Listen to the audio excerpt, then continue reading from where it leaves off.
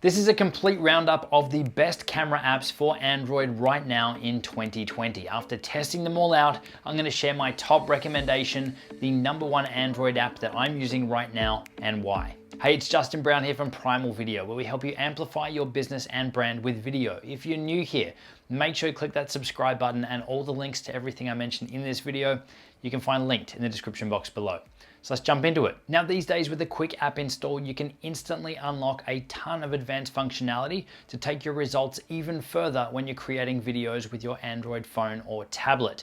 But there are a lot of apps out there to choose from, and they're certainly not all made equal. So in this video, we're going to take a look at the best camera apps right now, and then get to my choice for the #1 after putting all of them through their paces. And as we're going through, scroll down and let me know in the comments, what camera app are you using right now and what's your favorite feature? So as I've said, there's a lot of options out there, so I'm going to skip those that aren't worth your time and jump straight into our shortlist of the top options. Now each of them has advantages and disadvantages, including different features, different levels of complexity, and obviously different pricing models as well. So make sure you stick around as we run through each one to make sure you're ending up with the best fit for you. Now I just want to add in here really quickly that each one of these camera apps that we're going to cover will let you unlock professional camera-like settings on your Android device. So you're able to have the most amount of control and functionality and features out of your device. So we're not going to mention these things as we dive into each of the apps. We're only going to look at what's different between them, not a lot of the commonalities. So across the board, you're going to have access to features like shutter speed, like ISO, in some cases aperture, depending on which camera you're using or which phone you're using, and also resolution, frame rate, and bitrate control as well. And I also want to add that some of these features may not be available to your specific device. Given the massive amount of Android devices, some of these features are only available to some devices, in most cases the newer ones. So if you do have an older Android device, then maybe expect that there could be some features missing when you install the app on your device. The first app in our shortlist is Open Camera. Now this is one that we've been using and recommending for years. We even have a full walkthrough tutorial on this one, which I'll link up in the cards. But Open Camera is an amazing camera app, and it actually has probably the most amount of settings and control out of any of the apps that we're going to mention, or pretty much any of the camera apps that are available on Android. The overall interface of the app is definitely not as nice as some of the other apps that we're going to mention soon, but it is clean enough that you can quickly find what you're looking for on the main dashboard page. Once you get into the settings, however, that's where there is just pages and pages of settings and things that you can customize up and tailor up. You can even customize up the main dashboard, the main GUI, and turn on or off settings that you may or may not be using or don't want to have access to from that front page. So even just quickly diving into the first page of the settings, you can see that we've got more camera controls, camera preview, on-screen GUI, photo settings, video settings, location settings, processing settings. And if we open up video settings, there is just a ton of settings in here. Everything from your video resolution down to enabling a flat or a log profile, specifying the maximum duration of the video, what you want the app to do after you've hit that maximum duration, if you've got one set, and this is just one page of settings. Now, even though the main screen is pretty basic and not as pretty as some of the other ones that we're going to mention, I do like that you have quick access to things like the video resolution, like your exposure, your ISO, your shutter speed, all from that front page, so that you don't need to go and dive in and get lost in all the settings. Now in regards to pricing, this app is free. It is open source software, hence the name Open Camera. It's totally free, so it's ridiculous that you get access to all of this on your Android device for nothing. So I would say Open Camera is going to be great for someone, whether you're an absolute beginner right through to advanced, but probably more so the intermediate to advanced person. Someone that is looking for all of those advanced features and advanced controls and really wants to customize everything up and tweak and adjust everything, then this is where Open Camera is probably going to be suited to.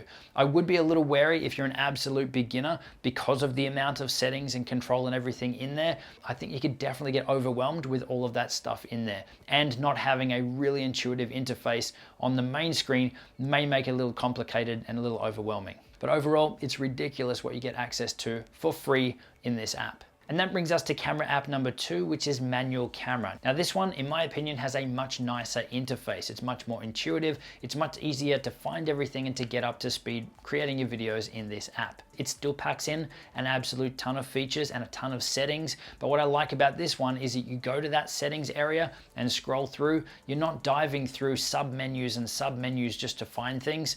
And there's not an overwhelming amount of settings, but with everything in there, you can quickly find what you need or what you have access to, and then jump back to creating your videos. So again, there's a lot of things in here like showing a histogram, there's focus peaking, you've got all your video bitrate controls and frame rate settings, your audio source, your audio channels. So you can see you've still got quite a lot of options in here.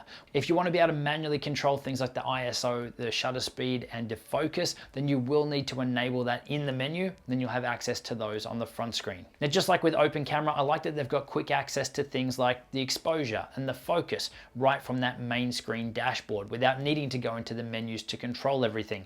I really like the way that they've done the exposure settings in particular. It's really quick just to tap on that exposure button to select your ISO and your shutter speed really quickly. I also really like how you can quickly switch between the different focus modes, from autofocus to continuous autofocus to manual focus, again, just with a couple of quick taps on the screen. One thing I don't think is as good in this app though is the tap on an object or tap on your screen to adjust the brightness or the focus and to lock it at that point.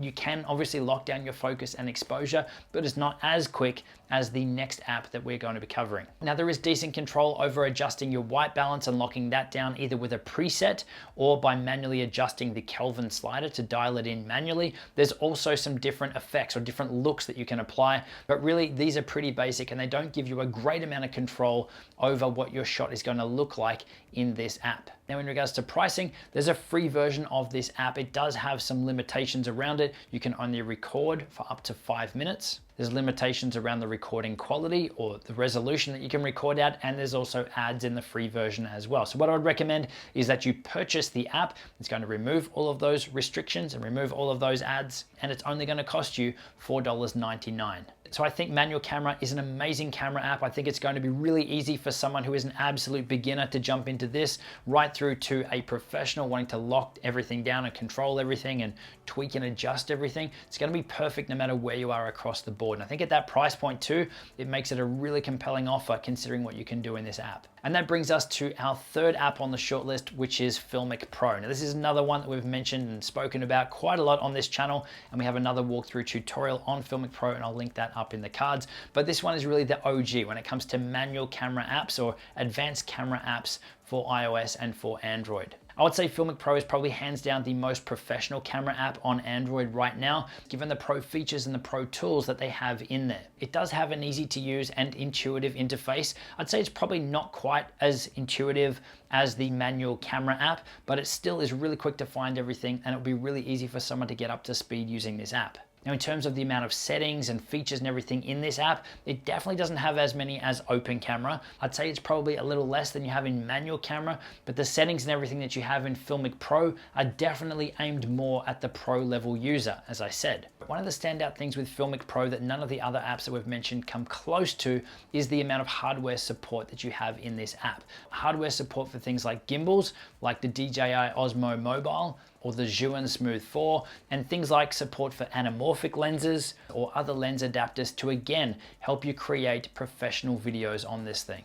Now, while there are still a lot of settings and control in this app, they have broken it down into smaller categories when you click that settings button, instead of just having one big list like you do in manual camera. So for some things like resolution, obviously, that's going to make it easy for you to find. But for other things, you might need to dive into a couple of different sections there to find what you're looking for. But it's definitely nowhere near as complicated or as painful as going through the menu system in open camera. Now, one of the other areas that Filmic Pro shines in comparison to the other apps is the level of control that you have over the look and feel of your shot. Not only do you have great control over the white balance, whether it's using one of the built-in presets or whether you're manually typing in or manually setting the Kelvin level for the white balance, you also get access in here to the tint as well, which is something that neither of the other two had. But you can also go beyond that in Filmic Pro, unlocking what they call the cinematographer kit, which is an in-app purchase. And this will unlock far more control with different color profiles and the ability to customize everything up manually. You can even get right down to making individual RGB color level adjustments for your shot as well. You also have the ability to set up and save presets so that you're not having to manually set everything up every time you want to shoot. You could have a preset saved for the front facing camera, setting the resolution, setting the frame rates and everything you like for that, and also one for the rear facing camera or one for the wide angle camera if you've got one in your device. Another standout feature in Filmic Pro is how fast it is for you to be able to lock down your exposure or your focus in this app. You can literally just move the circle or the square to different points in your shot to be able to lock down your exposure or to lock down your focus. Then if you want to dial them down even further, then that's where you can dive into the more manual controls. But just having that ability to be able to tap on your screen and move the focus point and move the exposure point to different places in your scene without them being linked together and without the need to do it all manually with sliders and those sorts of things. Obviously you've got those in there as well, but this makes it really, really quick to lock down everything in your shot and press record and start capturing. Now, in regards to downsides of this app, there really aren't too many that I could think of besides the fact that this is the most expensive app that we are listing in this video. It's definitely not a deal breaker, still amazing value, but it is the most expensive app. So with a segue like that, in regards to pricing, Filmic Pro is a one-time purchase of $14.99. And if you do want to unlock those extra color profiles and color control with that cinematographer kit, that is an additional in-app purchase of $13.99. So all up though, once again, ridiculously cheap for what you're getting access to inside of this app. Now, I would say Filmic Pro is going to be perfect for anyone, whether you are an absolute beginner right through to an advanced user. It's simple enough that an absolute beginner could jump in here and obviously start to lock down some of these settings and unlock some of these advanced features inside of the app here as well.